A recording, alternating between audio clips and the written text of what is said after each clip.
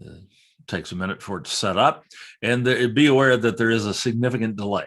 If you're like watching it yourself, you'll see there'll be up to a 10-second delay, but that's no problem because the video and the audio will remain synchronized.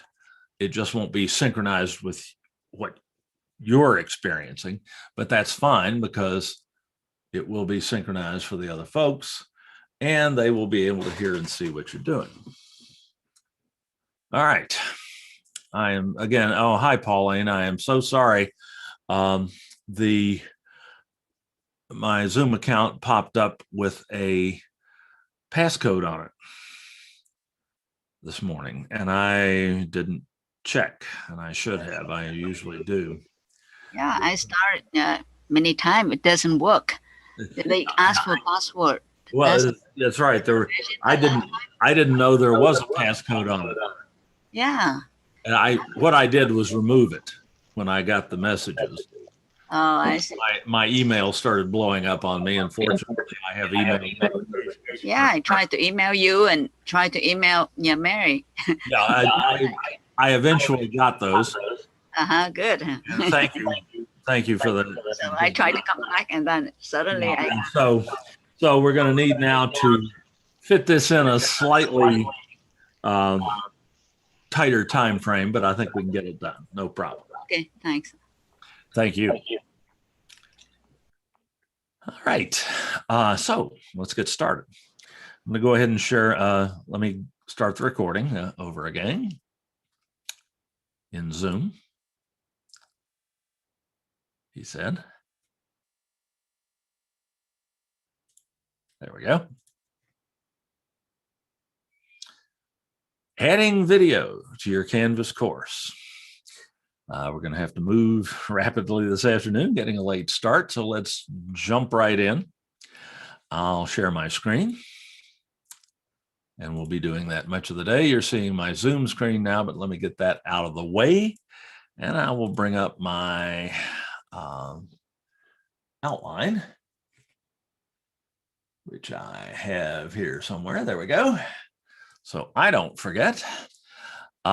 Basically today, and this we should have plenty of time, we're going to take a look at first how to find instructional video that is already available online that you don't have to create, that you can use for free and share with your students.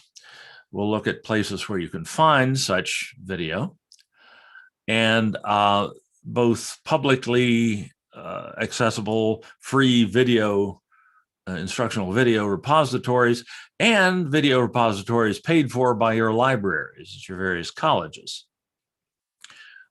which will vary from college to college, but which will all work about the same. Then we'll look at how to actually share those videos with your students through Canvas, a couple of different ways.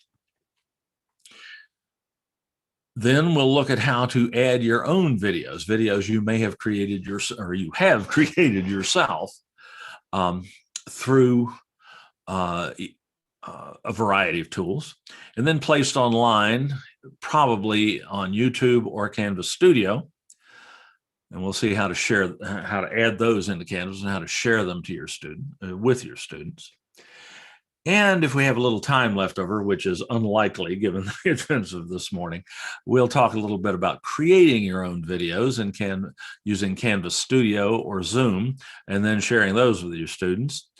That is not the primary focus of this session. So if anything has to go, that will be it. And we do have lots of tutorials and lots of other live Zoom sessions that we do that cover this last item here. So we may or may not get to that today. Please feel free to ask questions as they occur. Just unmute yourself and jump right in. Don't stand on ceremony, okay? I don't mind being interrupted. It's usually a mercy for everyone. Okay, so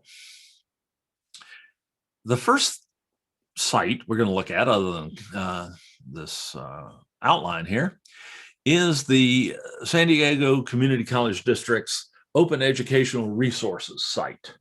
This is a site that Online Pathways, Online Learning Pathways provides with links to all sorts of free content on the web, instructional content on the web that you can use with your students legally. The site can be accessed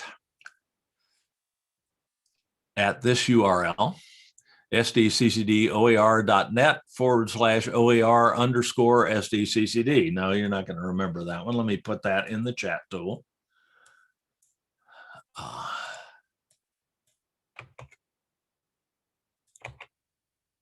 Send that to everyone.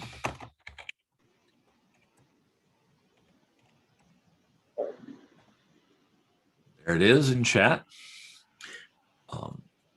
This is not widely linked right now because it's still kind of a work in progress, but the information there is certainly very usable. So please feel free to jump in there at any time. Is this different from the Canvas? Yes, this is different from the one that's in Canvas. We're replacing the one in Canvas with this one because this one has, and I'm in the process of making sure that all of the information that's in the one in Canvas is in here. And once we do that, we'll change the messaging and so on in Canvas to direct people to this site rather than the Canvas site for one primary reason. This one has a search capability, which Canvas does not have. So if you're looking for something in a particular subject area, it's going to be a lot easier to find it here. Okay. But I still have some information in the Canvas site that I haven't moved over here yet.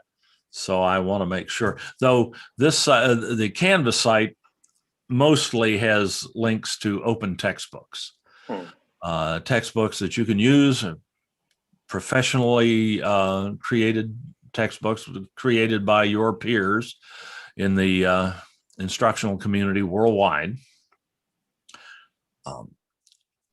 which can be used with your students, at least the electronic versions of them, for free in all cases. And in many cases is also an option for a student to get a printed copy for a modest price, like $50 or less. And some of these textbooks are excellent. Some have good ancillary materials, support materials, and so on. Also open educational resources. And this is a very, very much a growing movement, particularly in the community college world, to, it can save students hundreds and hundreds of dollars a semester. And in many cases, the textbooks are quite high quality. This at least gives you an option to look at some of those things that you might, that would be available to you.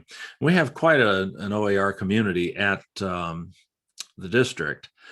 And next week is Open Educational Resources Week at the district, at all the colleges and continuing ed.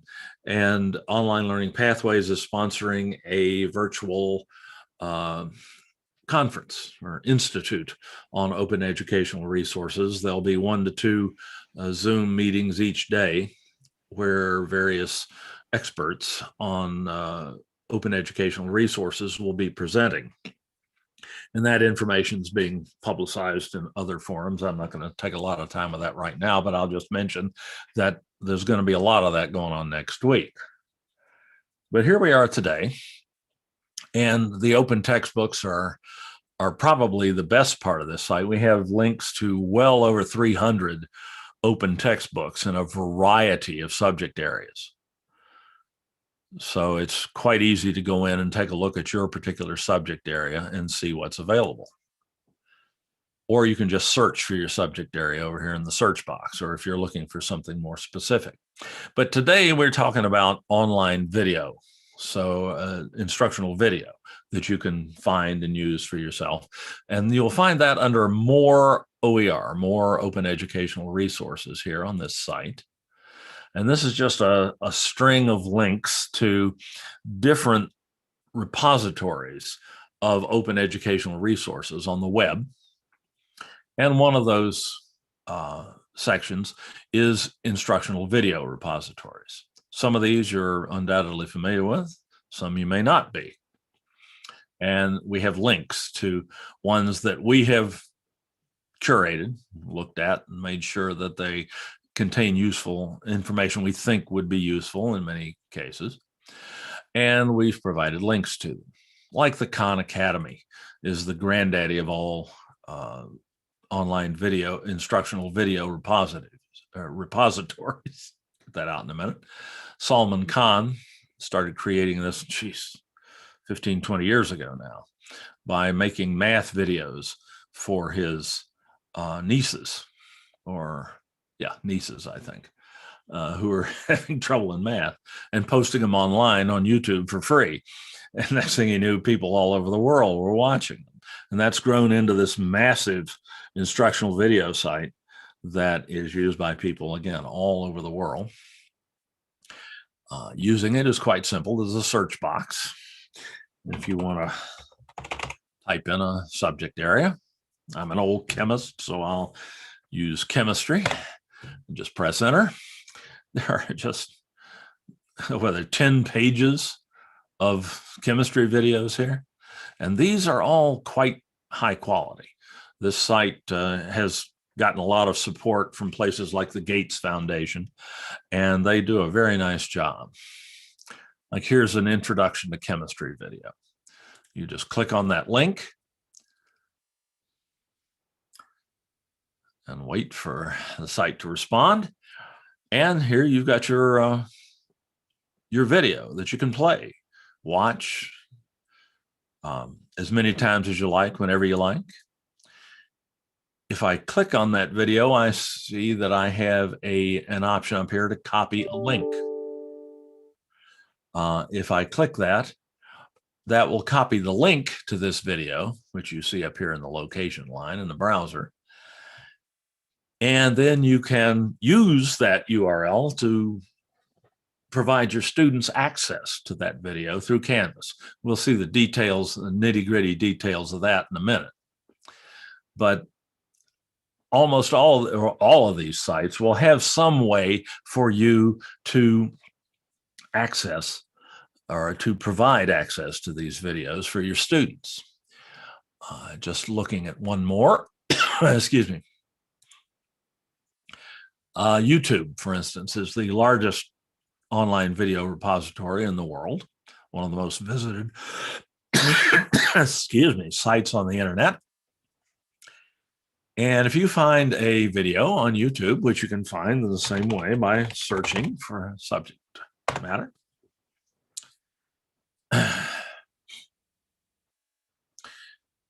if you find a video that looks interesting, you can bring it up and you can find the link to this video or any YouTube video below and to the right of the video by clicking on the word share, the share button. It's always in the same place, always works the same way.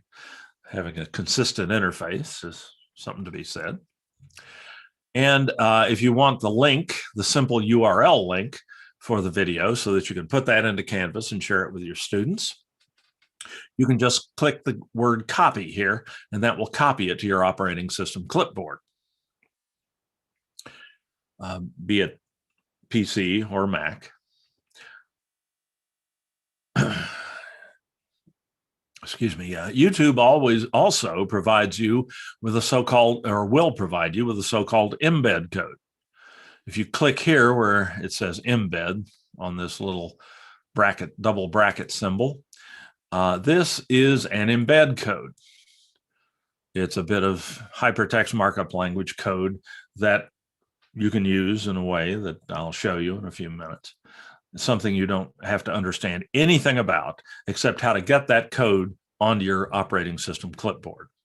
You can do that by highlighting it and right-clicking on a PC or command-clicking on a Mac and selecting copy to the clipboard, or you can just do a Control-C on the clipboard or on the keyboard of a PC or a Command-C on a Mac, and get that on your operating system clipboard.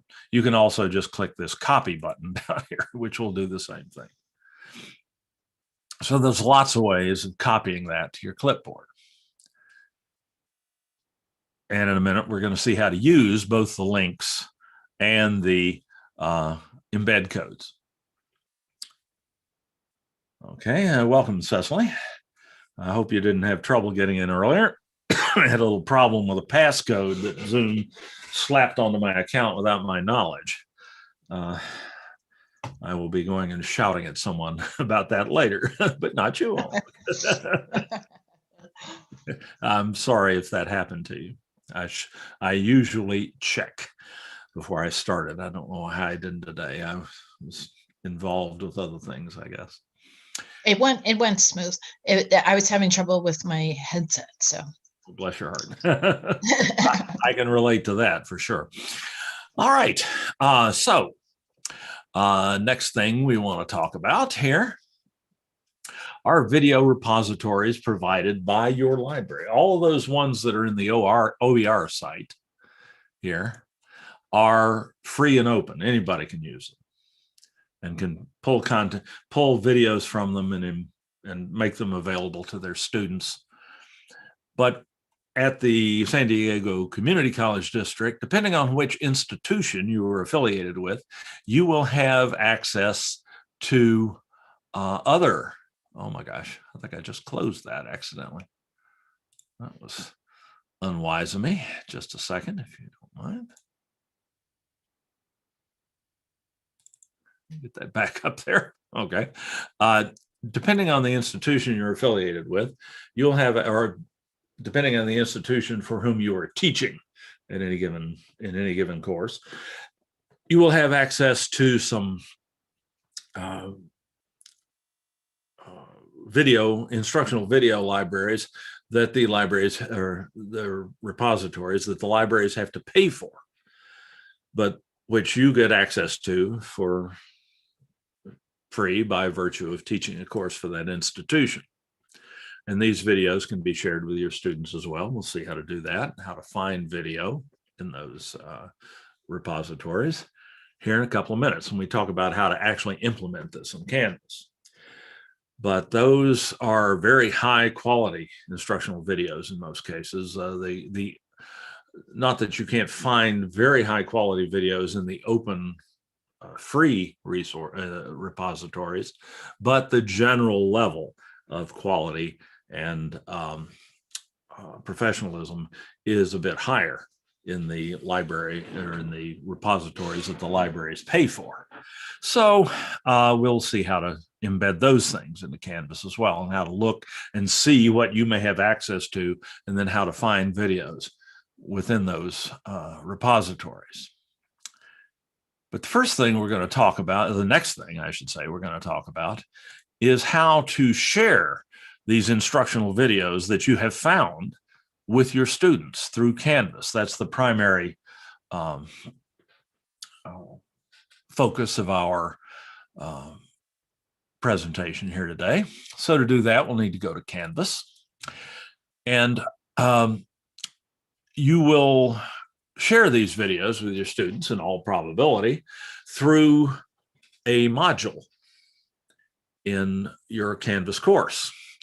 You may have these videos spread out through all of the different modules you've created in your course, depending on what part of your course that video is germane to.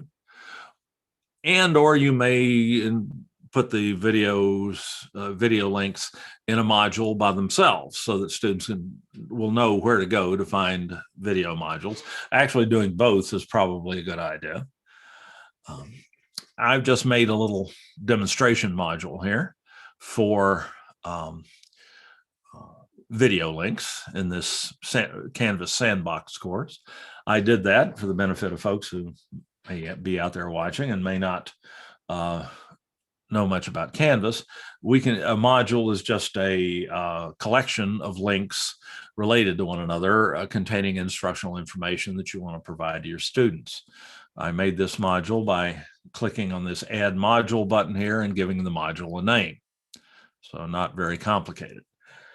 And once I have that module made, I can add content to it or links to content to it by clicking on the little plus sign in the title bar for the module. And that brings up an add item box here. And depending on depending on the type of access information I have for that video, I'm going to select from this add item menu here, either an external URL, probably, or a Canvas page. I'll start with the external URL on the assumption that all I have to provide a link to the video is the link, the URL, the web link to the video, not the embed code. To create an external URL or a hyperlink or a web link in a Canvas module, you need 2 bits of information and a decision to be made. You need the link, the web link, the URL that will allow students to access the video. Then you need an anchor for that link. You need a name for the link that tells students what they're clicking on and gives them something to click on in order to get to the video. In our case, we've already copied that URL from YouTube. So I'll paste that. Oops, take that back. That's the embed code.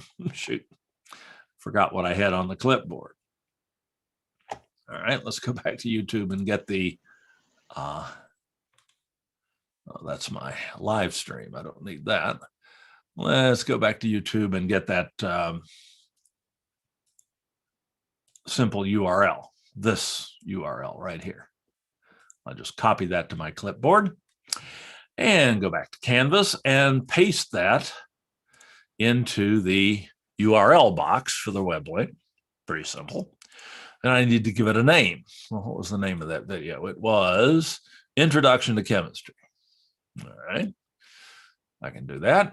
Go back to Canvas and type in for name.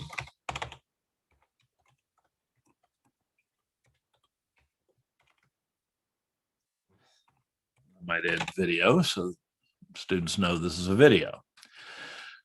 Finally, you have to make a decision about how you're going to display this to your students in Canvas.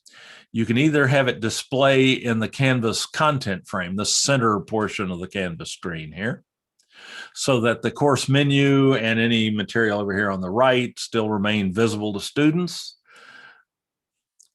That has some attraction, but generally with videos, it's safer to load the video in a new tab.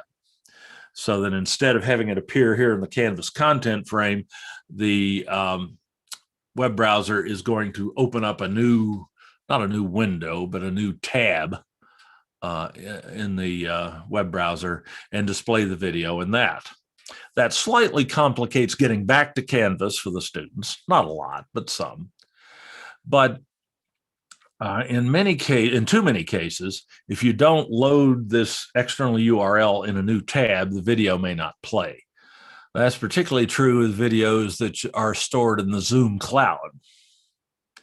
The videos of the recordings of your Zoom meetings that you have recorded to the Zoom cloud that you want to share with your students. And you do it exactly this way by pasting the URL link that Zoom provides you with into the URL box and then just giving the link an appropriate name. But if in that case, if you don't load this and load the video in a new tab, it won't play. And that's true for other video sites as well. So the safe bet when you're creating an external URL link to a video in Canvas, the safe bet is to load it in a new tab. And then we just click Add Item, and that video link becomes available to your students. Once you publish it, of course, you have to publish the link and you have to be sure that the module itself is published. Otherwise, your students will not be able to see this. Publishing in Canvas just means make it visible to students. So once you've done that, a student can come in and click on this link And up will pop a new browser tab. And there's the video. Student can watch the video. They can full screen it. There's an option for that in most playback situations. I've got the sound turned off on this because I don't want feedback setting up here, but the students can watch this. They can skip ahead. They can use the player progress bar here, which you see in almost all online video players, and just click and move ahead. Oh boy, whiteboard videos. Oh God. And this is, God, how long was this? Oh, 35 minutes. That's going to be a treat. All right. Anyway, bad choice maybe. But you can move back and forth. You can rewind and play things over and over. If you didn't catch it the first time, you can always go back. You can jump ahead. You can jump back and so on. And this is generally true with any player. And you can stop and start the playback and maybe take notes or just think about what's been said for a minute before proceeding. How many times have you wished you could do that in one of my Zoom seminars? Where you just shut me up for a second and get a chance to think about it while I'm going a mile a minute. Like I'm having to do right now since I got started late. You can always ask me to stop and ask a question. And I hope you will do that. But when you're playing the recordings and playing videos back, of course, there's no limitation on how many times you can do that and how long you can wait in between playing back sections of the video. And this is one of the beauties of online video. So it's just a wonderful resource. There's no more information dense medium that you can use to provide instructional content to your students. The old saw about online video is, if a picture is worth 1,000 words, how much are 30 pictures a second worth? That's a lot of information in a very short period of time. So this is how the students would view the video. And when they're done with it, all they have to do is close this browser tab and they'll go right back to Canvas. They may have to either hit the previous button and go back to the previous item in their module, or just go over here and click on the modules button in the course menu to get back to the rest of their instructional material. But it's relatively simple for them to get back to where they were. And they're not dropped somewhere on the web. Take them half an hour to get back to their Canvas course. So that's the simplest, most basic way to share a video with students in Canvas, is to just create an external URL link in a Canvas module. It's not real engaging or real enticing to draw the students into the video, but it works 100% of the time. What's another option? Well, you can also create a Canvas page, which is a web page that you create inside Canvas using the Canvas rich content editor that we'll see in a minute. To create that page through which you can display a video, you just click New Page and give the page a name. Let's use that same video.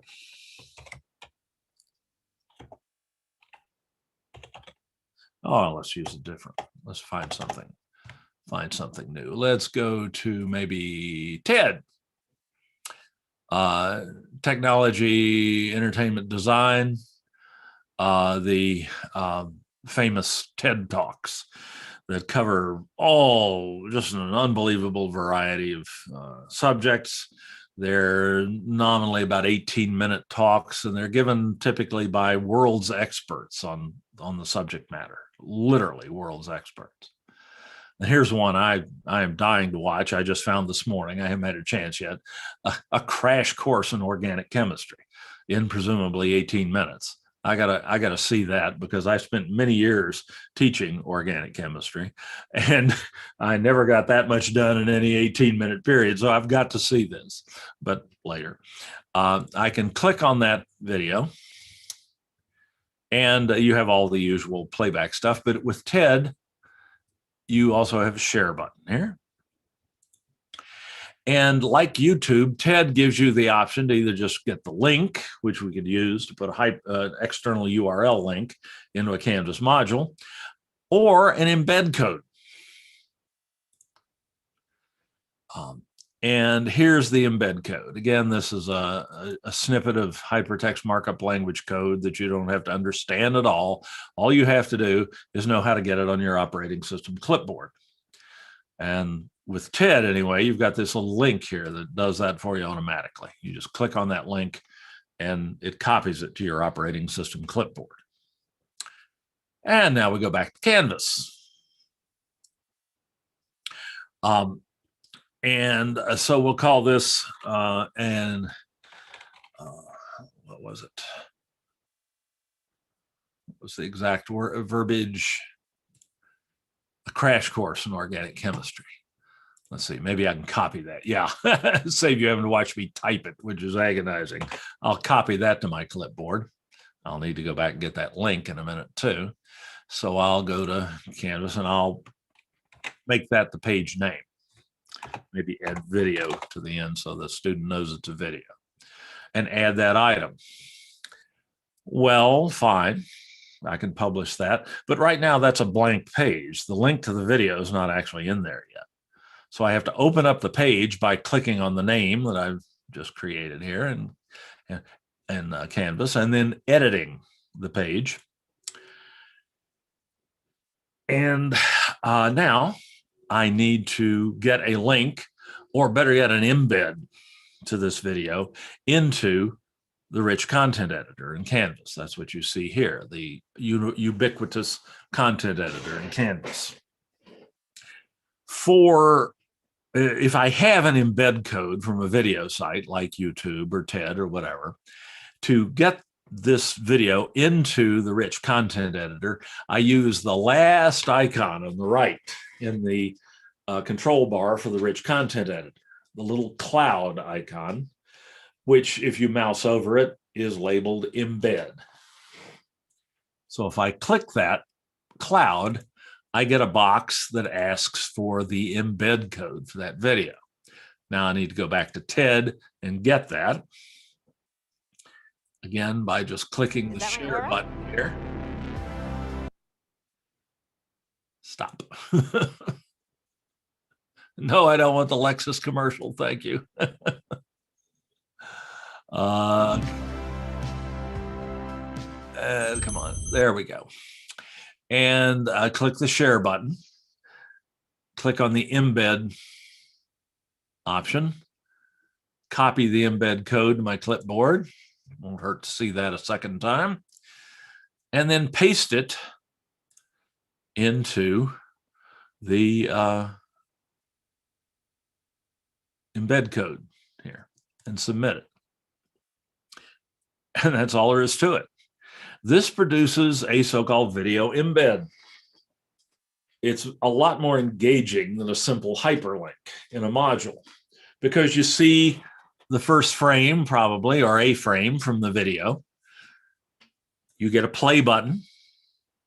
So if I save this, so I see what this looks like to the students. If I go back to my modules, the student clicks on this link now, they will bring up that page where they see the video. They can click the play button and then start playing. I'd like you to ask.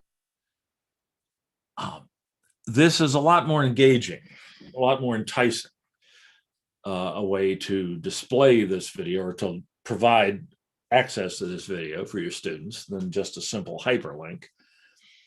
And it doesn't use up any storage space in your Canvas course. The video is still actually on the TED website. You haven't loaded it into your Canvas course. This is just a really sexy, fancy link to that video that's a lot more engaging, a lot more visually interesting than just a simple hyperlink like we had with the previous instance of a video. But it doesn't use up any storage space to speak of in your course, and is just, I think, much more likely to be played by your students. So that's an embed, a video embed. And I'll point out here that we did this through the rich content editor in Canvas. So you can do this in any place in Canvas where you utilize the rich content editor to create content. And that's not just in Canvas pages. You can also embed videos into announcements that you create. You can embed videos into discussion posts that you create, and your students can do the same thing. Your students get access to the same rich content editor in Canvas that you do. So your students can find videos out on the web and insert and embed them into a discussion post or an assignment submission,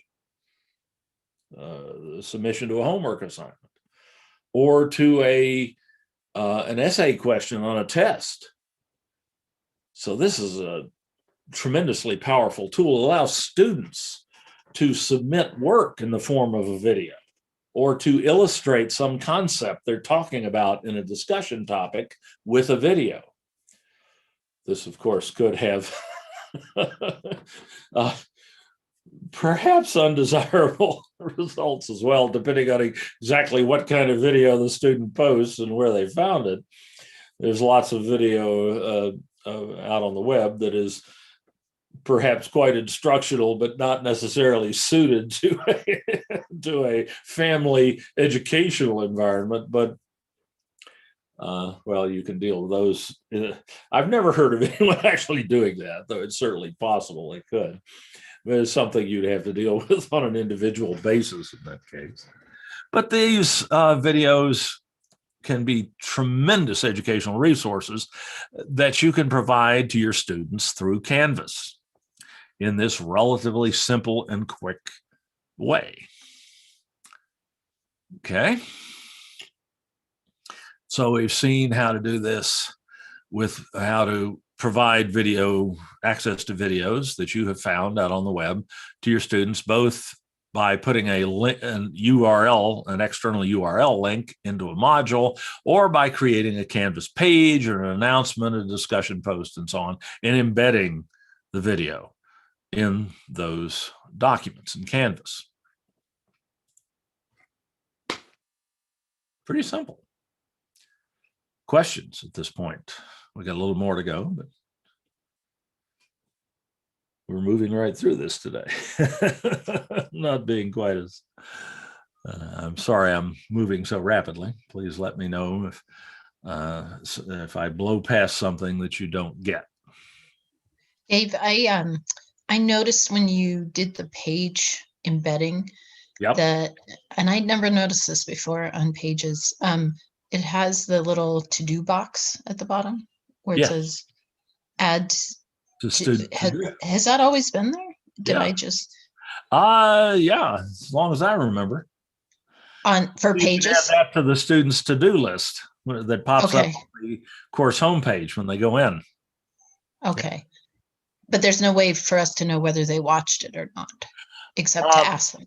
Actually, I mean, if you did this on this to-do. Tell if they looked at it. You can't really tell if they waited, if they listened to the whole thing, but you can tell if they looked at it by going to, since we're making good time here, we'll go and look at that. In this course, or in any course, Or let me pull up something that, let's see, make sure I know which course I'm in here. Okay, I'm in the Miramar tutorial sandbox. Let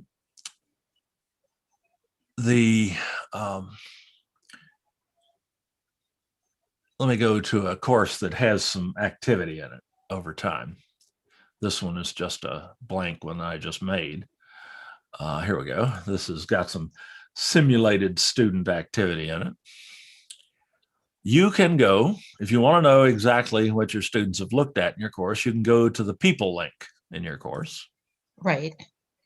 And go to the person whom you're interested in, say Rocky the Flying Squirrel here. Click on their name in the people list. And then click on their name again in this panel that slides out. This is their Right. account information. If you go to that, you have access or the option to view what's called an access report. And that access report shows you how many times the students have viewed any particular item within your course, including a video link. Awesome. A caveat, it's not quite as awesome as you might think. We have had some instances where students have viewed videos on their smartphone, which is Yes. perfectly likely, where that has not showed up in this list. Okay. Okay, so take this with a grain of salt. But it does give you an idea of what they're doing. And there's lots of other things in here that are useful to know as well. It doesn't tell you how long they spent looking at something, unfortunately. So they might have just clicked on the video and then clicked right off and gone to something else. Though you can get an idea from the time here between consecutive events, how long, but they might have just clicked on it and walked out of the room. You know, you just don't know.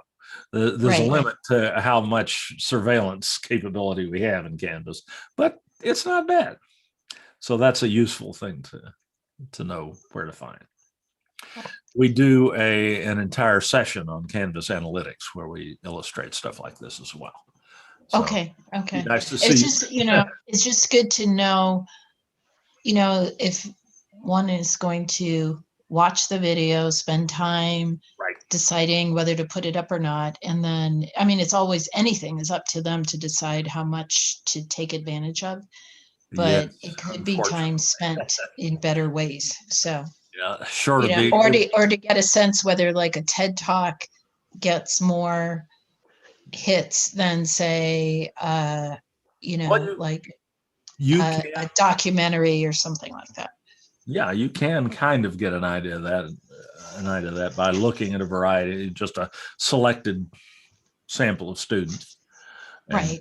You know who your students are. You know who the conscientious ones are and who the slackers are, and so on. You can go through and check and see and look. So there is information there. It's not 100% reliable, if you will, but it certainly give you an overall idea of what's going on in your course. Okay. Thanks, Dave. Good question. Thank you for that.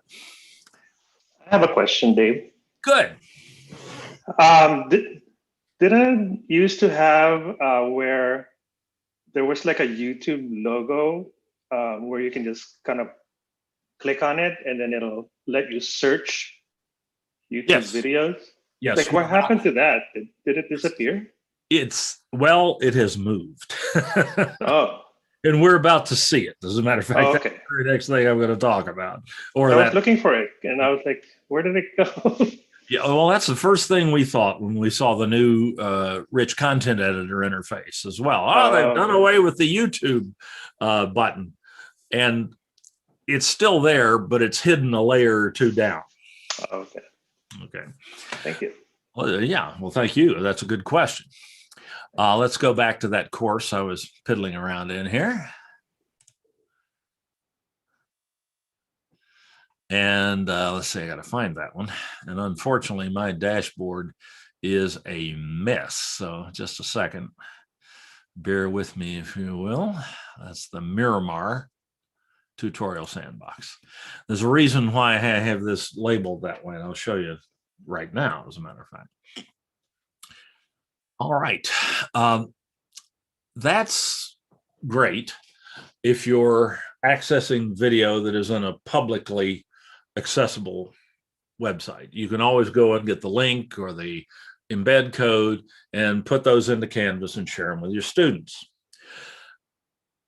However, as I mentioned earlier, some of the libraries at some of our institutions have provided access to video repositories that are not free, that they pay for, that you have access through their library websites, and also through Canvas, through the Canvas Rich Content Editor, as a matter of fact. So how can we access those videos and share them with our students? Through Canvas. Well, let's add another Canvas page. Here's the easiest way to illustrate that. And we'll call it a new page. And I'm just going to call this Library Video Repository Site.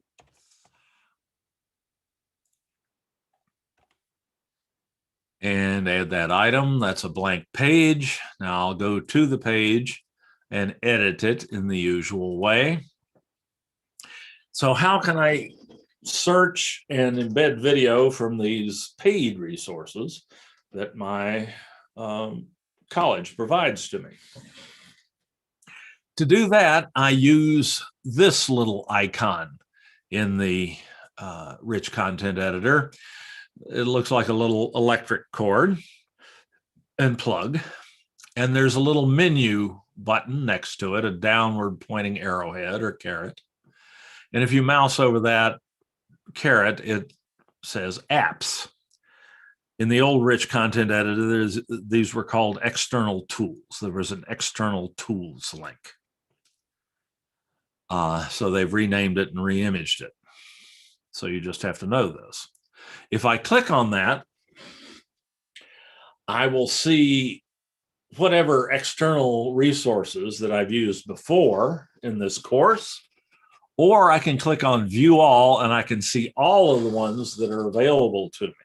And most of these happen to be video repositories. 3C Media is an excellent site maintained by the California community colleges that contains instructional videos shared by California community college faculty all over the state. We'll get back to Canvas Studio here in a minute when we talk about sharing your own videos with your students. Films on Demand is a paid for video repository that is provided by Miramar College to their faculty and would be available to anyone who's teaching a course for Miramar. And that's the only paid one here. The rest of these are like, you ask, where is the YouTube icon? Here it is. It's still there. It's just hidden under this menu.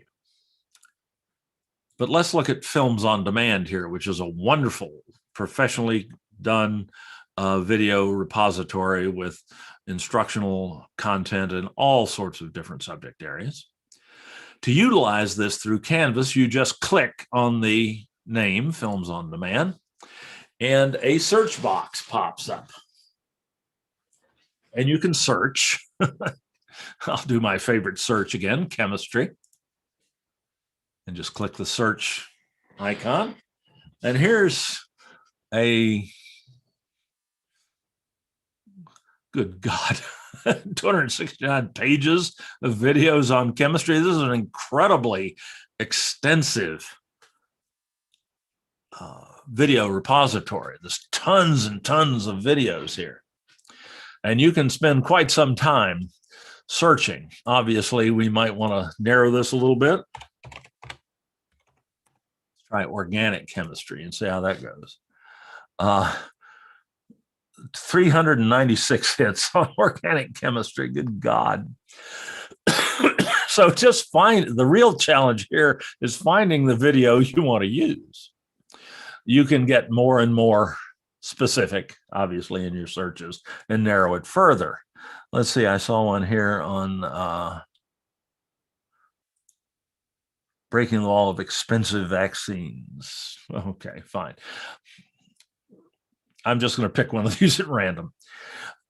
I can preview the video, play it, and see if it looks like it's something that's appropriate for my course. I'm going to let you imagine that. And let's say I've decided that this is one I want. I want my students to be able to see. Well, I just click this embed menu here, and I have several options. The one I usually pick is embed medium. It makes the embed big enough to be informative, but not so big that it swallows the entire page. But you can try all of these and tinker with it. I'm going to select embed medium. And just like that, bang, there, that video is embedded in my Canvas page. If I save that, the student can go to the module. If I publish it, the student will be able to click on that link. That'll load that page, and there's that video. And they can just play it.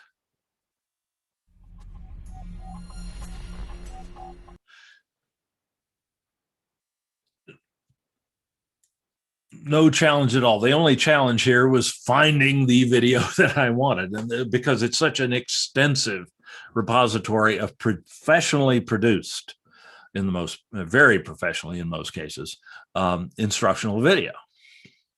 So that's a terrific resource. It's available to faculty at Miramar. I know it's also available at City, and City has at least one other instructional video site. American Films, I think it's called, that you have access to in exactly the same way. So to find out what the college that you're teaching for is providing to you, you again just go back to this page and click on this external tools or apps menu and view all. And you'll see a list of all of the external tools that you can pull content from. And ones that you've used recently, you will see listed here without having to go to view all. But that's where so the YouTube button works the same way. If I click the YouTube button, I get a search box. And if I search for chemistry, I get, and press enter to activate the search, I have, it doesn't even tell you how many hits there are. It's such a big number, they probably couldn't display it. There are probably thousands upon thousands of chemistry videos on YouTube. The difference being here, of course, is you don't know what the quality of the video is on YouTube. It could be put up by some 5-year-old kid or something like that, and might be very interesting. But anyway, so it's imperative with using a YouTube video that you check it first. You just click on the link to it and view it. If you find one that you like this one, Basic Concepts, you again have this embed menu. And you have basically the same options we had before. If I embed medium, now that video is embedded in my Canvas page. And I save it, and that becomes available to my students as well.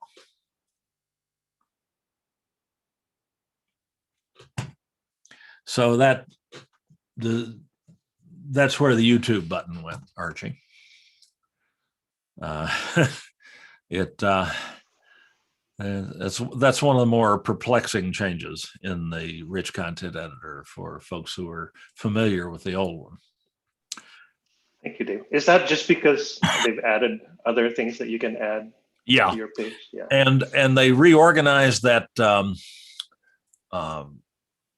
icon bar. Mm. Come on. Sorry, waiting on. There we go. If you remember, it was 2 lines before. Mm-hmm. Now it's just 1 line. So it's more compact, so it doesn't take up as much of the screen. And also they've gotten rid of that content locator menu, a rather idiosyncratic means of linking to content that's inside your Canvas course already. They used to be over on the right. Now that's all embedded in these menus. So you can pull stuff that like images or documents that are already in your course. You can pull them up from these menus rather than having that strange counterintuitive interface it used to have. So they've made it better and more streamlined. But anytime they make it different, of course, there's some disruption, because even if the new one is theoretically better, we were used to the old one, and there are things about it we miss. So that's one of those universal. I think that's a corollary of the second law of thermodynamics, which says you can't win, no matter what you do. All right. So that's how you can pull video from so-called external tools or apps into the rich content editor and embed it.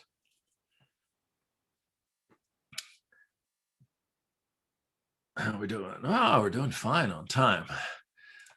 This has made me focus more. All right, so far we've been focused on video that other people have created, that you didn't have to create, so that save yourself some work and still get some high quality instructional content. But there's great value in producing your own instructional video. For one thing, your own videos are in your own voice, both literally and metaphorically. Your students are used to the way you communicate. If they are interacting with you in real time in Zoom meetings, they're used to your voice, your cadence, your means of your gestures, your body language, the nonverbal communication, and so on. And that all matters in how well they consume or how well they receive the information that you're trying to convey to them. Also, you're the one who's going to be making the test. So they're likely to listen to you more carefully than they are to some pro from Dover that you pull off the internet, like me, because they know that what you say means something when it comes down to the test. So it's really a wonderful thing when you can to create your own video. And of course, we have a number of Zoom sessions that we go through where we show you how to do that with tools that are free or very inexpensive, and then get that video online, share it with your students. Well, in this session, we're going to do the second half of that. We're going to assume you've already created the video on your own, and that you're now trying to share it with your students through Canvas. How you do that? Well, first, and indeed, almost everything we've said about video created by other people is equally applicable to videos you created. You share them with your students in pretty much the same way. However, when you create video and put it online to share with your students, you're probably going to put it one of two places in most cases, either on YouTube or on Canvas Studio. And there are nuances that are slightly different for finding video and sharing video that you created versus something that somebody else created that I want to talk about here. Well, let's start with YouTube. Let's say you have made videos that you've put up on YouTube, which is free.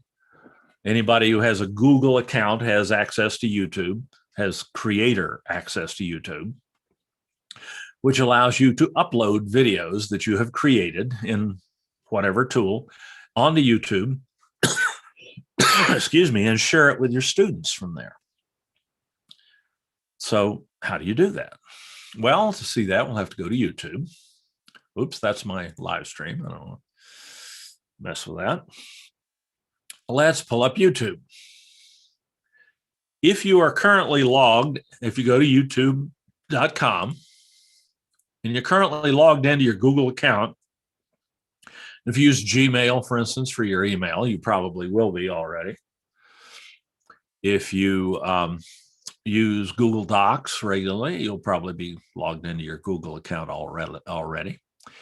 If you aren't logged in to your Google account, you go to YouTube, you'll see a little sign-in button up here in the upper right-hand corner.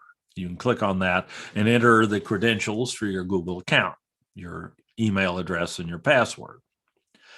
If you don't have a Google account, you can get one for free, just for the asking, by going to accounts.google.com.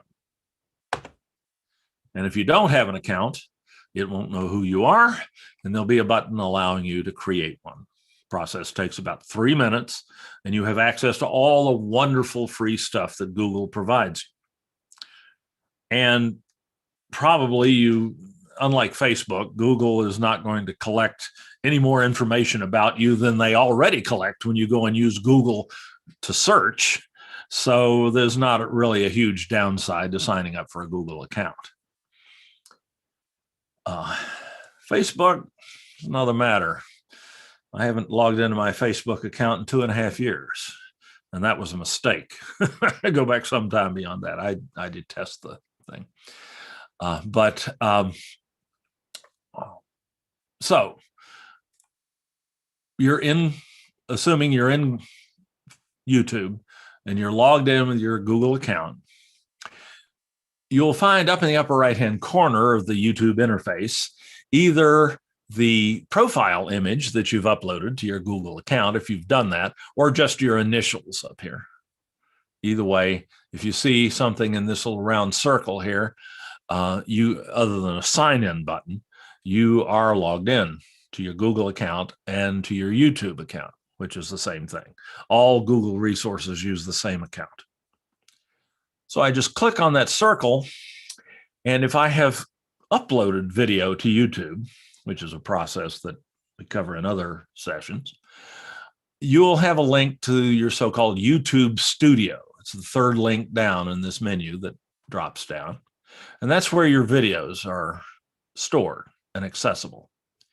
Click on that. And you get your so-called channel dashboard, which is not all that useful. But over here on the left, you have some menu items. And the second one is content. And that's where your videos are living.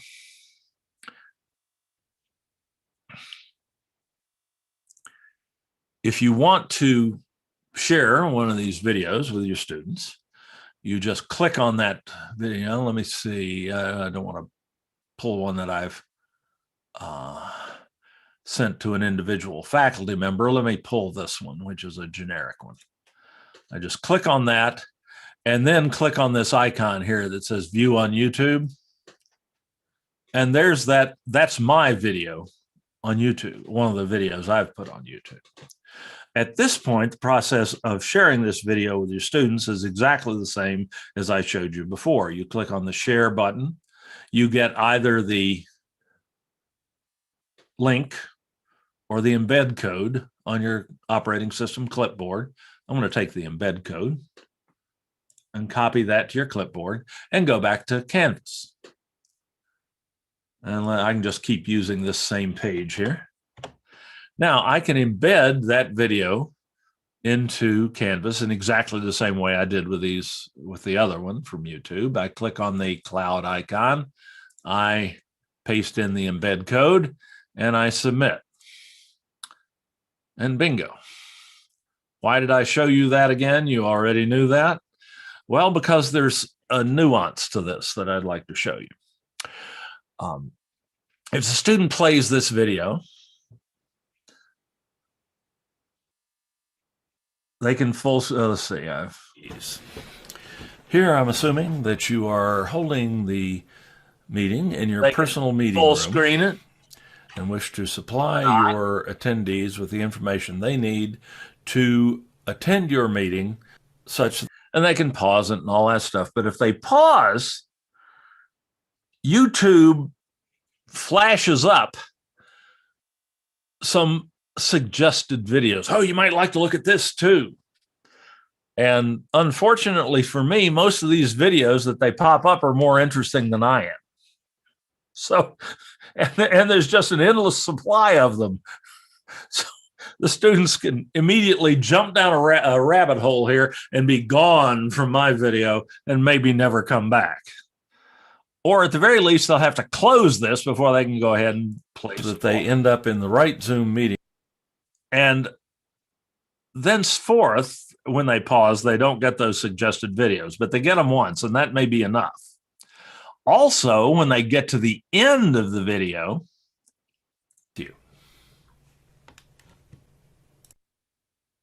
YouTube again pops up suggested videos, and those are probably more interesting than going to the next item in the module and continue their work. So this is a deliberate distraction on YouTube's part, of course, because every time somebody clicks on these videos, YouTube gets a little bit of, it increases the rates that YouTube can charge for their advertising. So it's in YouTube's best interest to show this to your students. It's perhaps not in your best interest or your students' best interest to have these things displaying in Canvas. So it'd be nice to be able to get rid of those distractions. Before I show you how to do that, I'll mention that at least by embedding this video from YouTube, rather than just linking to it and sending them to YouTube to watch the video, you've already eliminated a lot of distraction from YouTube.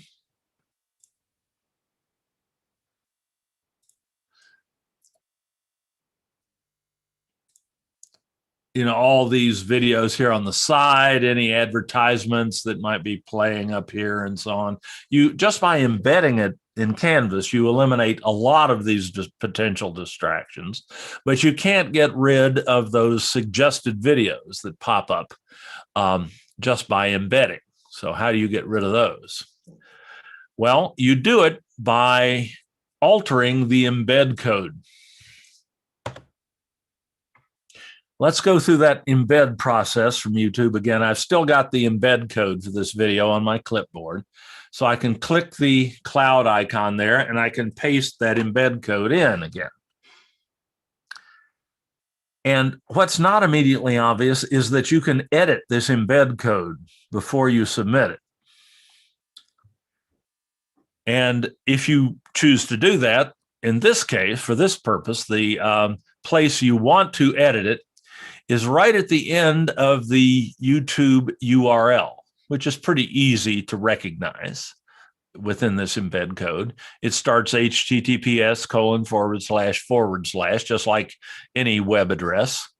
And it has www.youtube and so on. And you'll note that it is enclosed in quotation marks. So it's easy to identify. And it's easy to see how it's demarcated from the rest of the embed code. And what I want to do is add something to this embed code just inside the trailing quotation mark, enclosing the YouTube URL that's part of this embed code. And it's basically a magic incantation. I put on my pointy hat and face to the east and very carefully type question mark, lowercase REL, an equal sign, and a 0. And I make sure I put that in exactly the right place or I'll break the embed code, which is not the end of the world. You can just paste it in again, but to save yourself that frustration, make sure you put it right at the end of the URL and before the quotation mark here. Let me bump that up in size a little bit so you can see it a little better. Here's the URL. Here's the trailing quotation mark, and there's the magic word or character string that you put in.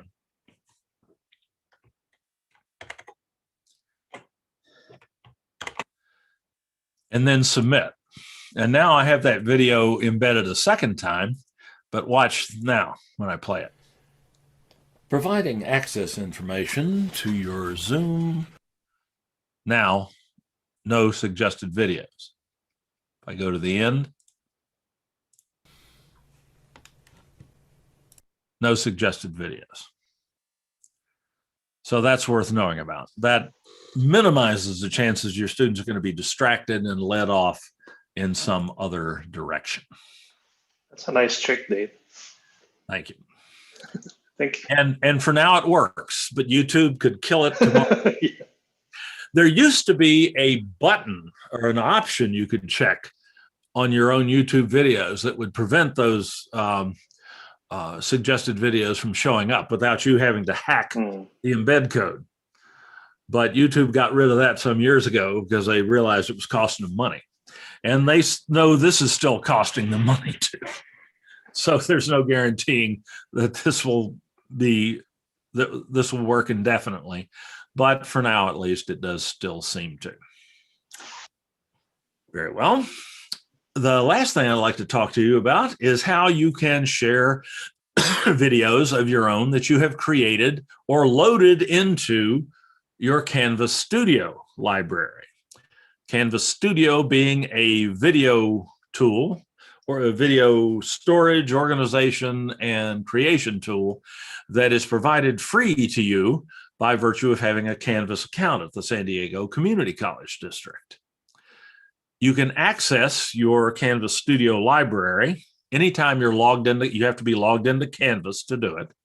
And only you can access your Canvas Studio library.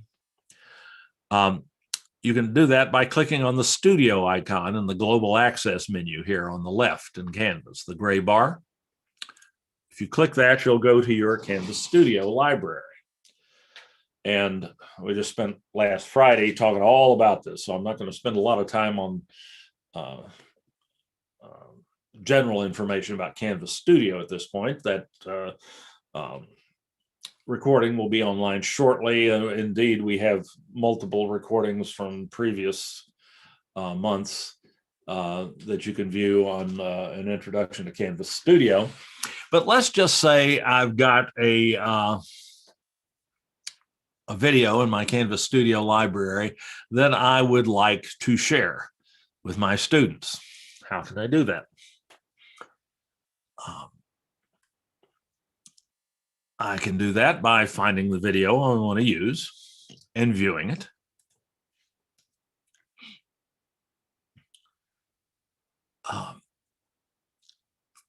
And there's a couple of different ways I can do this. There is a share button associated with each Canvas Studio video that only you can see. You click on that. And if the video has not been shared, let me pick something else that I've just put up there. Let me see. Yeah. If you have not previously shared this video with the public, if you click on that share button under the links tab here, there will be an option to create public links to this video. If you, and it doesn't cost you anything, you just click on that. You get both a hyperlink, a URL, simple URL, which you could put in a Canvas, you could put as an external URL in a Canvas module, as we saw, or you also get an embed code. And you can use that in the Canvas Rich Content Editor, just as we did with YouTube and TED and whatever else. Same kind of embed code. And you don't have to worry about Canvas Studio distracting your students with advertisements and so on. So there's no little secret code to type in here to edit this. You just use it as is. And it works like a charm, just like the other examples of that we've seen. But this is by no means the only way to share a Canvas Studio video with your students in Canvas. If I go back to that course we've been playing in,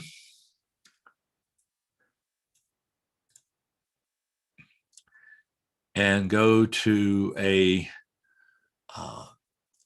Canvas module, I can add to the Canvas module an external tool link. Canvas Studio is not actually a part of Canvas. It is tightly integrated with Canvas, but it is a separate with the Canvas learning management system, but it is a separate system. So to the Canvas learning management system, it is a so-called external tool. And if you select that option from this link or add item menu, you'll see Canvas Studio listed as one of your options. You can click on that, and that will bring up your Canvas Studio library. And you can just find the video that you want to share with your students. Which one was that? This one, I think. Doesn't matter. I just select the video I want to share. I have the option here to allow or disallow comments. The way if inserting or embedding a Canvas Studio video this way allows you to basically turn your Canvas Studio link or your embed into a little discussion forum where your students can make comments about the video and you can reply to them and other students can reply and so on. You can end up with a good class discussion going. You may or may not want to allow students to comment on your videos. You can turn that off if you don't want it. You can also optionally give them the right to download the video from your Canvas Studio library. You'll note that is turned off by default. That's an unusual circumstance probably, that you'd want them to be able to download your video so that they would have the file on their local hard drive that they could do anything they wanted to with. Perhaps cutting it with salacious content from one of those other sites on the internet and making you appear to be engaged in activity you never even thought about. And so most people are not going to want their students downloading their videos. But once you make those two decisions, you just click embed. And then one more click, add item. And that embeds the video into or it links the video into the Canvas module. You'll probably have to edit that to make this a little clearer. Was it, I think the title of that video is Accessing Canvas Studio. Slow down. Slow is smooth and smooth is fast, right? And I'll probably want to load that in a new tab, as I've said before, and update that. And now the student can click, if you publish this, the student can click on that link and, okay. Oh, yeah, and you have to allow Canvas to open up a new tab, and there's that video, and you can play it. You can make comments on it and so on. So that's another way to embed a Canvas Studio video or link a Canvas Studio video into a Canvas module. You can also embed those Canvas Studio videos into a Canvas page. Let's see, was this the one I think we were playing with? Yeah. I'll just use this page that we've been tinkering with here. And go down here at the bottom. These embeds, of course, will occur in your Canvas page at the point where the little insert cursor is flashing. So you got to remember where your cursor is before you do the embed if you don't want it in the wrong place. And now, instead of using the embed tool, the cloud tool, as we did with YouTube and TED and all those other things, we'll use this apps tool again, and we'll select Canvas Studio from the apps list. And again, that will pull up your Canvas Studio library. And let me find that same one again. Let's see. It shows them to you do a few at a time. You can ask for more. Where's that one? I can load more. No, it doesn't matter. Let me just pick one at random here. There. I select the one I want, same options as before, and embed.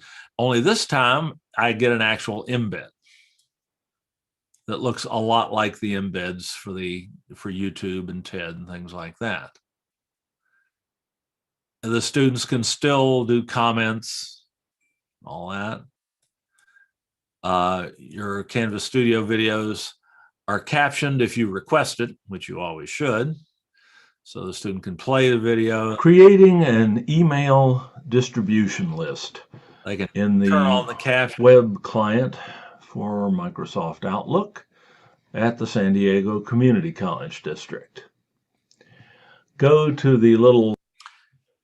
So that's how you can embed. Another way that you can embed videos in your Canvas pages, announcements, discussion posts. And remember, the students have basically the same access to Canvas Studio that you do. They don't have access to your Canvas Studio library, but they have access to their own libraries. They can make videos and they can put them into Canvas as in discussion posts or the answers to essay questions or homework assignments or whatever. It's a wonderful capability that this gives you. With the Canvas Studio gives you in Canvas.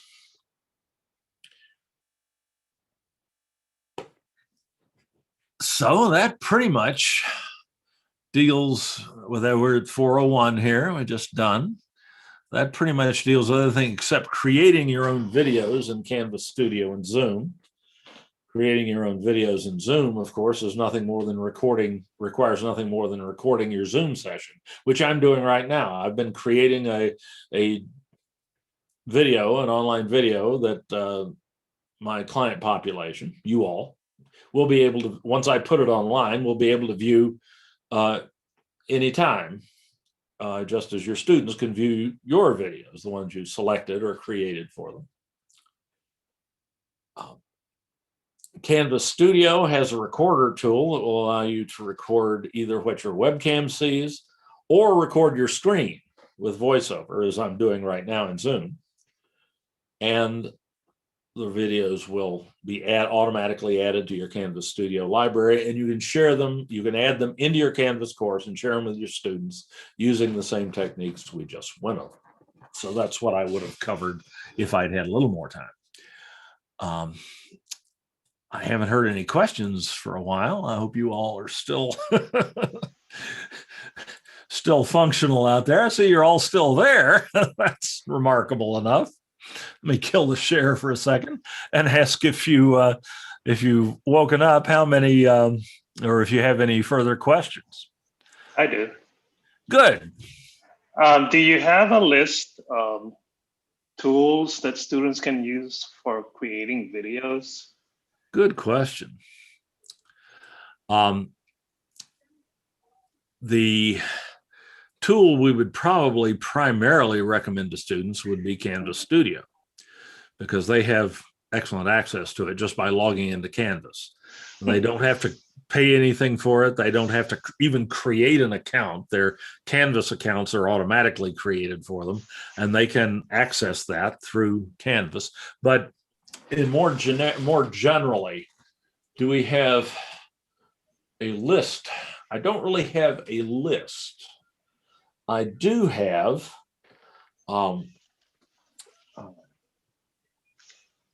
numerous tutorials on our online tutorial site about how to create videos. That's the wrong one, sorry, there we go. Open on demand at SDCCD, which is accessed, and students have the same access to this that you do. Putting the link or the URL in the chat tool. Bear with me for a moment. There it is, sdccdolvid.org. And then go here, and there's a section for students. And we have Zoom tutorials, which will show them how to create video, among other things, Canvas Studio tutorials. But do I have a list anywhere of the tools, different tools that students could use and information about them? I do not, and that's an excellent suggestion. I'm going to jot that down and put that on my list of things to create. Thank you. Thank you. Yeah, because some students, I guess they use Zoom or I don't know if they use Canvas Studio, but some do, especially if they're required to as part of their course. I've let them use Flipgrid. I don't know if you've heard of Flipgrid. Yes, absolutely. Excellent tool.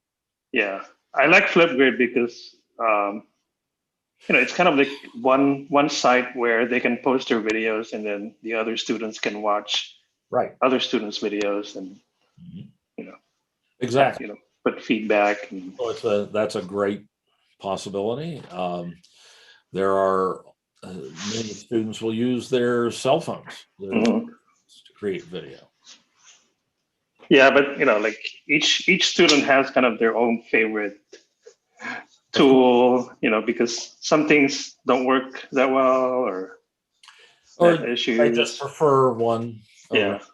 Or for some reason their phone is an older one and it doesn't record that well, but they have access to Flipgrid for free, or Canvas Studio for free, and so on. So yeah, that's an excellent suggestion. I am looking for the right page here.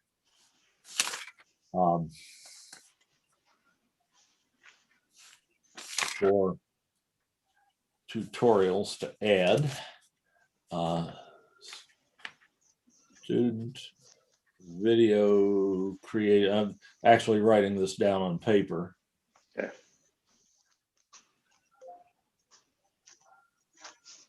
And I will come up with some said at some point in time, as soon as I can get to that. That's actually a really good idea. So that one will go pretty close to we'll go higher up on the list than some. And thanks for the suggestion. I'm always looking for good ideas for new tutorials to put on this site. And, anytime I answer the same question more than twice, I like to make a tutorial and put it on this site so I can say, go watch the tutorial. Then ask me if you have any questions. And you can do the same thing. You can put your videos in Canvas for your students, or you can put them on YouTube, provide links to your students, or Canvas Studio. You can have a page of links that you share with your students in Canvas, or you can send them a link in email and things like that. And I do that usually several times a day. When people ask me questions, with any luck, I'll have a tutorial that already answers the question. I can just send them the link and ask for if they have any further questions. Or if it's something I think may come up again, I can make the tutorial, send it, put it online, send them the link, and then I'll have it in the bag for the next time I do it. So I'm always looking for good ideas. The more likely I am to have a tutorial ready to go, the less time it takes me to deal with that question, and I can get on to helping someone else. So I appreciate the idea, and I'm always looking for new ones. Anytime you have a brainstorm, just email me with a request, and if I've already got it, I'll send you the link. If I don't, I'll add it to my list. Okay, great. Thank you, Dave. Thank you. Anybody else have anything? Dave, I have a question. Great. About the comments part. So when you did Canvas Studio and you said, oh, they can add comments, kind of almost like a mini discussion board. Yes, it does. But that's only for video from Canvas Studio, right? Correct. So you'd have to put it as a discussion if you stack the videos the way you did on the page. Right. you'd embed them in a discussion experience instead. Is that correct? Could certainly do that as well. Yes. Yeah. Okay. Which one's better, do you think? I think it's just a matter of the Canvas Studio option is very quick and easy. Okay. For you. And it's, whoops, sorry, I just about ended the meeting there. Not meaning to. Sure. Okay, I've shared my screen again. By the way, here's what that tutorial website looks like. I think I was not sharing my screen a moment ago. But another nice thing about the comments in the Canvas Studio embeds. Let me go back to Canvas here. If I'm viewing this, let me save that and go back to it here. If I'm viewing this video, creating an email distribution for your contacts. Say I get to a particular spot in the video and I have something I want to say. If I add a comment just by typing in this box here, the comment is linked to the video at the moment or at the point where I was in playing the video. So it gives the question some context. If I click that comment at, then I get this little circle on my playback, and the student can go to that and read the comment, of course, and then play on. So they know what you were talking about just before they make the comment. So you can see what part of the video this comment is germane to. And then, of course, others can come along and reply to that and reply to replies and so on. So you can get quite, and you can use this also yourself in a sort of an off-label way. If I find like something I've mentioned to this list, you find something here. And then add members by typing in their email addresses. I can put a comment right here myself by adding a comment, and I can say something like, this is where I show you how to add members to a DL.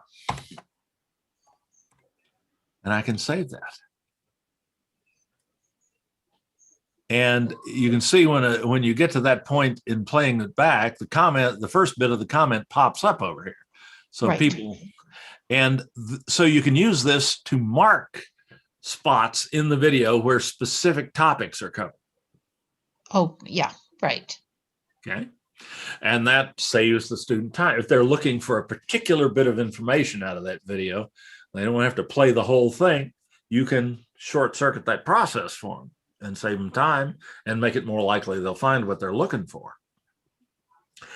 In order to do that, or to make that work, you have to share it in Canvas using this external tool. Okay, right, approach. Right. You would share it, either put an external tool link in a module or embed the video from Canvas Studio in a page or a discussion topic or an announcement or whatever. If you want them to see these comments, you have to do that. If you use that public link that you get, let's see. Oh, that's not going to get me there, is it? No. If I go to Studio and look at a video, use the share button and use the public link, they don't see those comments, and you can't make them, and so on. So there's that's the advantage of using the external tool functionality in Canvas LMS rather than just sharing using the public links. Oh, I see. Yeah. So there's a difference there. Mm-hmm. Exactly.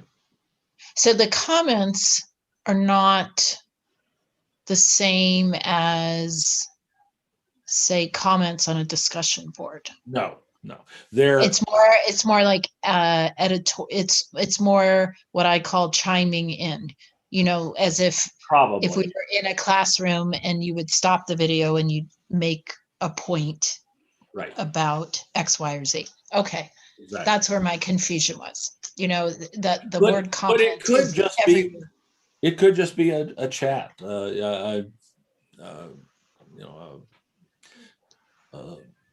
Ad hoc discussion about in my case, it could be a discussion of the merits of the video and so on. Right, but if I as an instructor started a comment, it would give that little blue dot on the right. Okay. Or if a student makes a comment, it'll give that little blue dot, and other students will be able to view it when they play past it. Oh, that was my next question. So it could get very busy on that timer bar. Okay. That was very helpful. Like everything else, there are advantages and disadvantages to it. But it is an interesting capability, and it's something that makes it more likely that students will actively engage with the video. If they're actually making comments, they're thinking about what you're saying in the video. They're not just sitting there and letting it passively wash over them. Right. That makes it more likely they'll remember what you're saying. Sure. It's just, I was, like with all the digital now, that word comment is everywhere, and it means slightly different things depending on. It means different things in different contexts. Absolutely. Right. So I wanted to be clear. So when, if providing an instruction, a direction to say, just so you know, if you do comments, this is where it's going to go, kind of thing. So and once you make a comment, it's there. Now, if somebody makes an inappropriate comment, you can, as the owner of that Canvas Studio video, you can take it out. Okay. But they can't. If they make that comment, it's there. It's going to follow them until you take it out, if you so desire. So, something for them to think about. Once something goes on the internet, it never goes away. Indeed. Yeah. And youthful indiscretions have a way of following us, or not so youthful indiscretions, for that matter, have a way of following us on the internet. Yeah, and these days it goes viral instantly. So it's quite possible. Yeah. Great. Well, that was good. That was really helpful. Thank you. I'm so glad. Anything else? Can you do that $REL =0 on any video? Is it just for YouTube? Just YouTube. It's just YouTube. Okay. That's a unique capability with YouTube. Yeah. And indeed, you probably wouldn't need to with any other video. But YouTube, let's face it, is free because it's ad supported.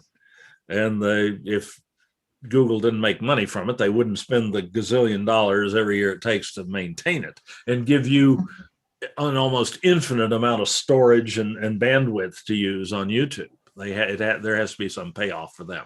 So you are interfering with that payoff a little bit by doing that trick. But I think it's perfectly, you're not violating any terms of use or regulations or laws or anything by doing that. They just depend on not enough people knowing how to do that or being motivated enough to do that to significantly impact their revenues. Someday they may decide that it's too much and they'll get rid of it. We'll know when it happens. Right. Or we'll try and it's like, oh, we can't. We'll try it and it won't work anymore. Right. But it is useful to prevent that from happening with your students. Yeah. I have a different question that happened accidentally in class today. I saw there was, is that a new feature on Zoom, the live transcript, where it gives captions? Yes. And I have Is had that cost money? no. Well, I think it's only available with a paid account, but your Confer Zoom accounts are paid for, just not by you. Right, And right. yes, all you have to do to start that, get my Zoom screen over here, is to go to the little CC symbol in your Zoom menu and click on that. And there's oh my gosh, oh, that's right, I had to restart this. I forgot to enable the transcript. I am so sorry. Well, you just click where it says enable auto transcription. And now your students will be able to turn those live captions on and off.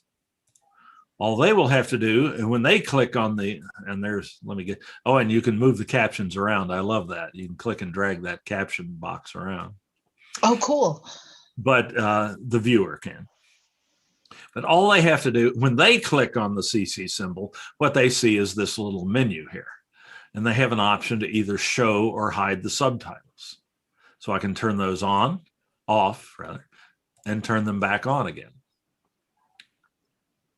So if they don't want to see the subtitles, they don't have to. They don't. They are closed captions, which means they can turn them on and off at will. Okay, I'll let them know, because it went on, and then we were, they were all kind of wandering in from the waiting room, because I was trying to get the PowerPoint one to work and it wasn't activating. And then I said, oh, look at this. This looks new. And I clicked it on. It is. And then a student said, are you using captions? And, they gave me that tone of voice. And I said, yeah, I think it's new. Let's try it and see what you guys think. And then midway through, they said, can you turn them off? Because it's too much, like we can't see what you're showing us. And I said, yeah, it's fine, but it's kind of cool we have them now. Well, yeah, and they can turn them off themselves. You don't have to turn them off for everybody. Well, that's good to know. So I'll just let them know. Hide the subtitles. And when you're done, they can click view full transcript. And there's the transcript. Super. Everything that's been said in the meeting. And they can save the transcript. So it's like their own version of class notes. Correct. In a way. Correct. And if you are recording the meeting, the transcript will automatically be saved for you. You'll have it to refer back to. Yeah. That was, I remember you using it in the workshop the other day, but I thought it was part of your fancy slides, the hack that you had created.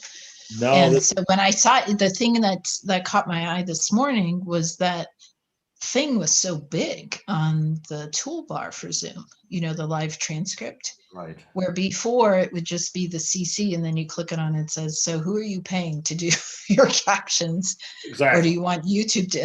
And so this time I thought, oh, maybe this is something that they realize would help them, keep their market share, as it were. So indeed, it's a compelling feature for education, especially in California, where we're absolutely constrained not to do that. And that up to now, to provide live captions, if we happen to have a hearing impaired student in our class, we had to do something like that PowerPoint hack that you were trying to use today, which worked, but it was kind of cumbersome and had some pitfalls associated with it. And then I think it's about 2 weeks ago now, Zoom introduced this feature. We never heard about it. I just stumbled on it. And all of a sudden, my God. And Zoom, for one thing, there are companies who provide this sort of service for a considerable fee. Sure. Who suddenly had their business model cut out from under them. I'm glad I didn't have any stock in otter.ai. Right, right.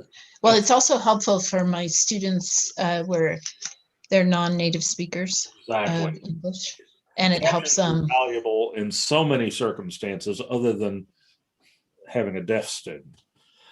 As a matter of fact, that's like the third most common use of captions in videos. Someone who's hearing impaired who needs them. Yes. Number one is two people in bed at night watching, one of them watching TV and the other one trying to sleep. Yes, It's yes. the number one circumstance where closed captions are used. And the second most common circumstance is sports bars. Sports bars, yep. Okay. Where all the sound is off. Yeah. The sound is off, or it's so loud you can't hear the sound anyway. And they have 10 TVs up on the wall. There'd be no way to have them all running sound so they can turn the captions on and people can tell what's being said. Mm-hmm. So you get past those two before you get to the frequency of use of captions for the population for which they're really intended, of course, which is hearing impaired or students who are not native speakers.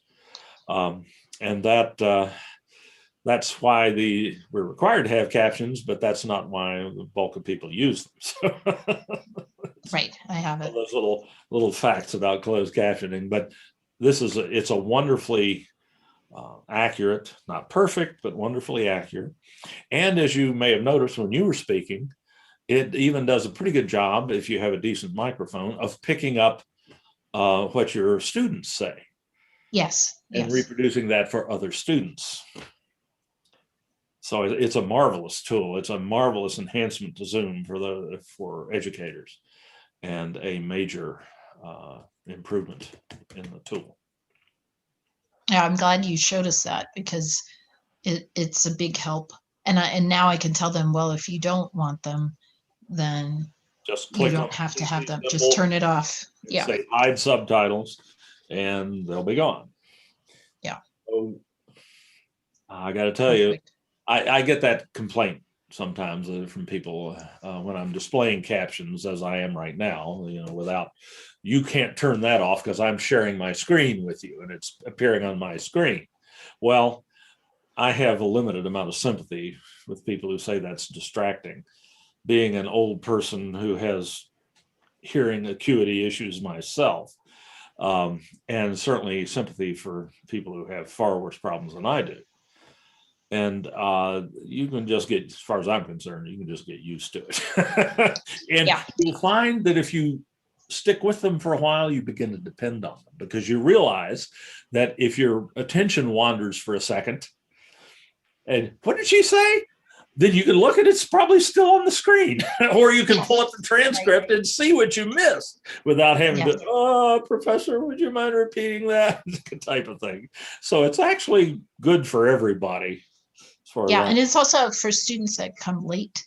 They're having problems with their equipment, or I have several, they bounce, they're there and we're ready to go, and then all of a sudden they just sort of disappear. Yes. And then they get on, and I can see they're trying to inbox me. I'm trying to get on. So now we don't have to do the what did I miss kind of thing. So it's really good. Check the transcript. It's there. Yeah. Very good. And it's continuing to be created even as we speak. If you look over there on the right. Yeah. So it's a marvelous thing. Yeah, I'm glad they put that in. Oh boy, so am I. We had been wanting that for a long time. So because I've had circumstances in these Zoom meetings where faculty who are deaf have tried to attend, and they weren't able to participate, and I felt bad. Sure. And in fact, I also felt a little nervous because they could complain and you could be shut down. Right. They aren't the kind of people to do that, but in most cases, but they'd be within their rights to do so. Yeah, and they can't always, have an interpreter. No, they can't always have an interpreter, a sign language interpreter, or someone to type the captions for them.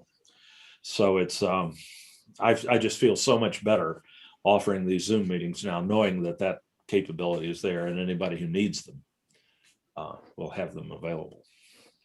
So now if we were to play a video clip during a Zoom class on a share screen, it'd be better to turn the Zoom CC off because the video would already have its own CC, right? Yeah. Have its own closed caption, because then otherwise you get duplicates. Yeah, I'm not sure. You know, I haven't actually tried playing a video while the captions were running. The automatic captions were running to see if it was able to pick up the speech from the audio. I right. suspect it probably will.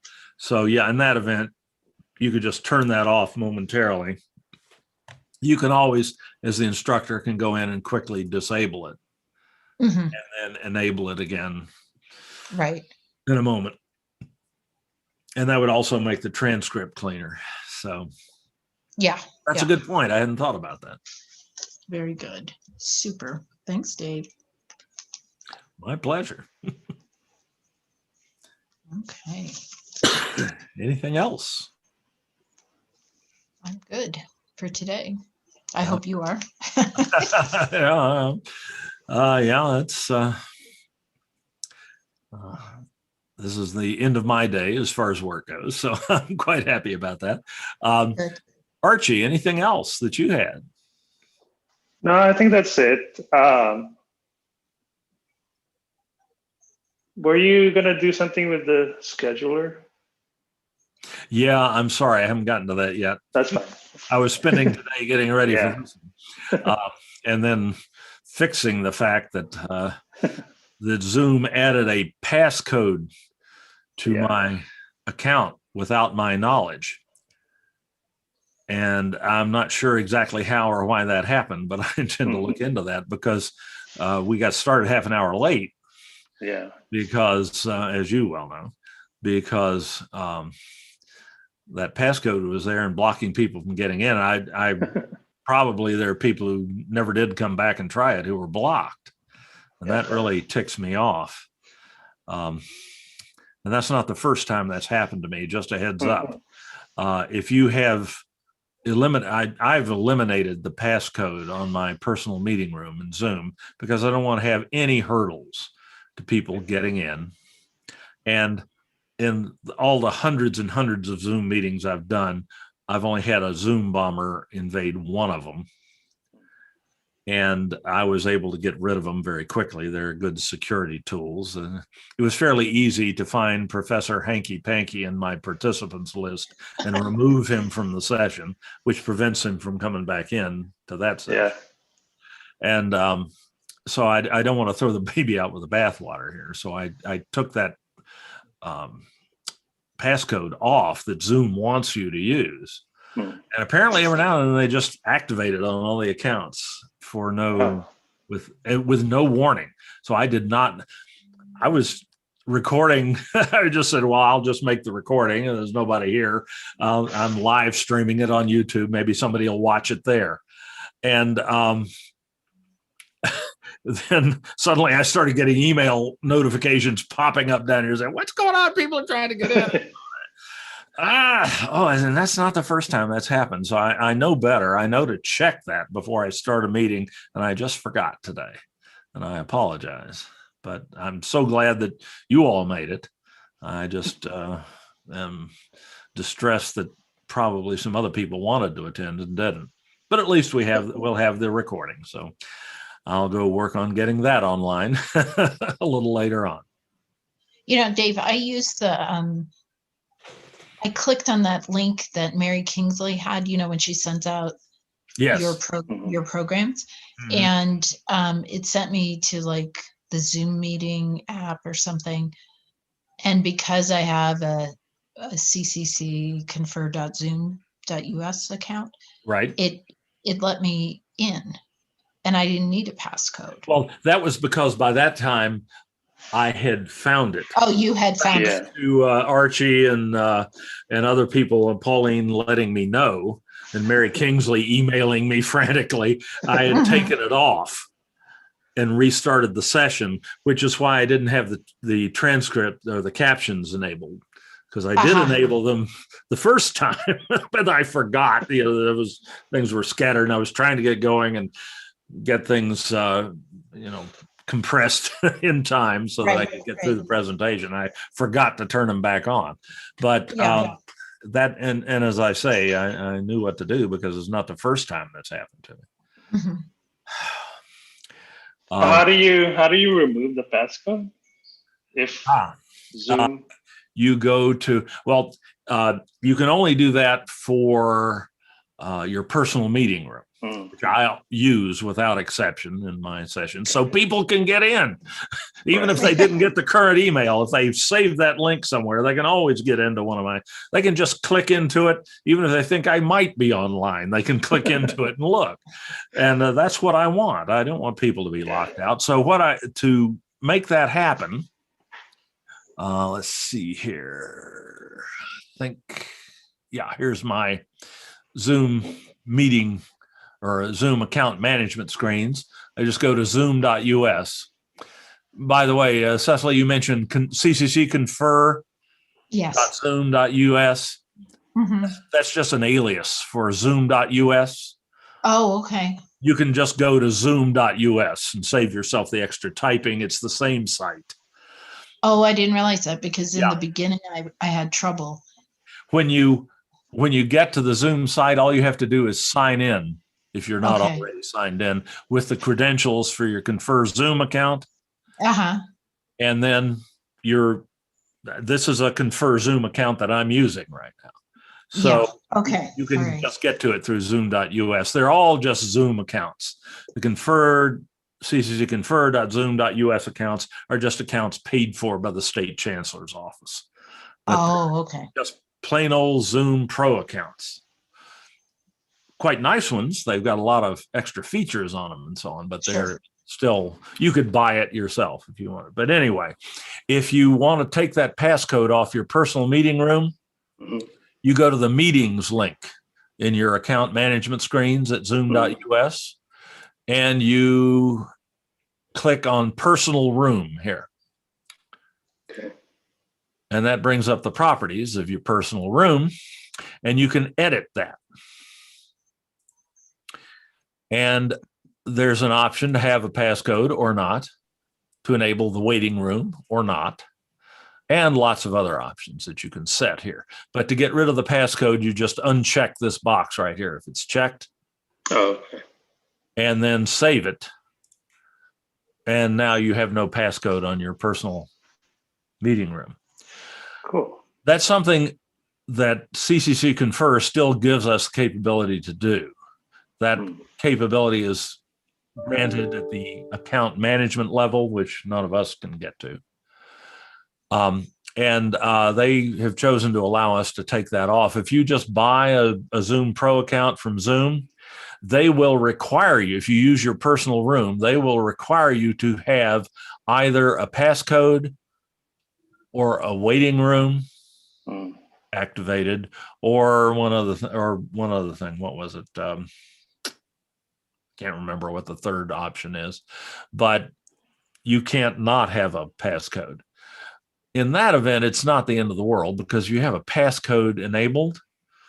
Got to remember not to leave this way. If you have a passcode enabled, when you go to your personal room, the join URL shows, you'll notice that the password is embedded or hashed, encoded into the join URL.